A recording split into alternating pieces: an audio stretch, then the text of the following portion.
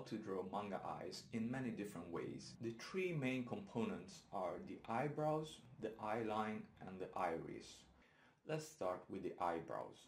You need to decide the general direction or angle of your eyebrows. Generally, they're between 30 degrees to 45 degrees, but you can see some extremes sometimes.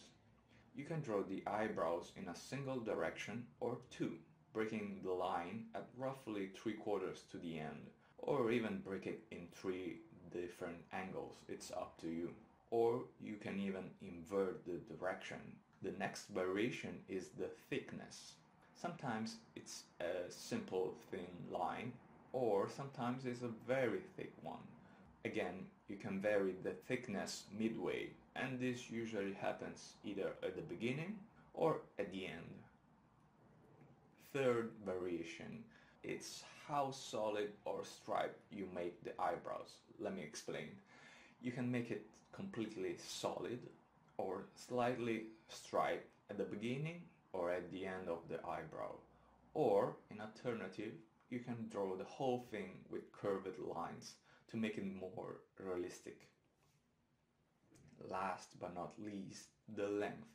If you think about all the previous variation, comes naturally, depending on how you've decided to draw the other things beforehand. So the second big element is what I call eye lines. I'm not very sure if it's the correct term, but you have to decide if you want to make it all in one shape or two separate ones. Next is the actual shape. You can make them curved, trapezoid, not even sure if it's spelled like that, or sharp. Then, just like the eyebrows, the thickness is another variation. The upper part is usually thicker, but you can make it all the same thickness. The next variation is the eye bags. If you want to make your character somewhat darker and damned and all these depressed ways, you can make the lower part thicker, or, in alternative, they can be done with a single line following the same shape as the lower eye line, or multiple ones, or even a solid shadow if they then never sleep, like L from Death Note, for example. Another element is the size. You can create a lot of variation by reducing or increasing the distance between the upper and lower eye line. Next, the distance between the eyebrows and the eye lines. You can make it attached to the eyebrows, or you can put it lower and distance it. Next thing is the upper eyelid. There are a lot of variations. It can be attached to the eye line or separated. There can be two lines following the form of the eyeball, or it can be just one line at the end of the eye line. Last, the eyelashes, which can be small distance lines in the upper part of the eye line and sometimes in the lower part too. The most important eyelash though is at the end point connecting the two eye lines, which can be more or less pointy.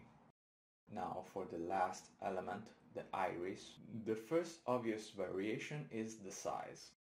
The iris can be bigger and take more space between the eye lines, or just right the edge, or even smaller without ever touching neither side, unless they look up or down. Next is the shape. It's usually a round circle, but you can also make it more oval. Sometimes it can look like a curved trapezoid, bigger in the upper side and smaller in the lower side, especially when the iris goes over the eye lines. Or you can simply make it a thick vertical line. After that, there is the pupil, which is usually a black circle.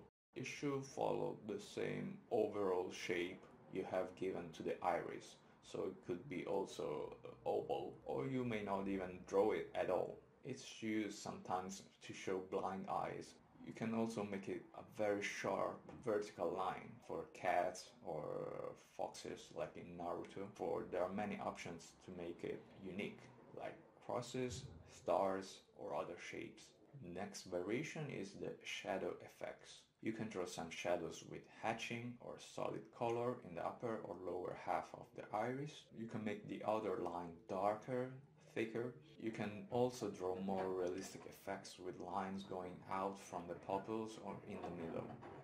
Next, there is the light effects. They're usually drawn with light balls, small circles in the top left corner or right corner of the iris. You can also draw two or many light balls. Another variation to the light balls is to make them inside the iris or outside, which cuts off the other line into shape of the light bulb. Sometimes it's shaped like a bullet or a triangle or mixed shapes. Sometimes the light bulb is right in the center of the pupil, which adds a nice touch in my opinion.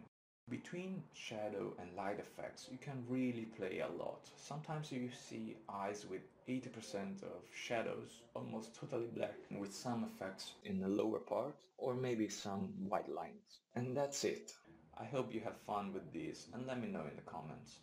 Thanks for watching.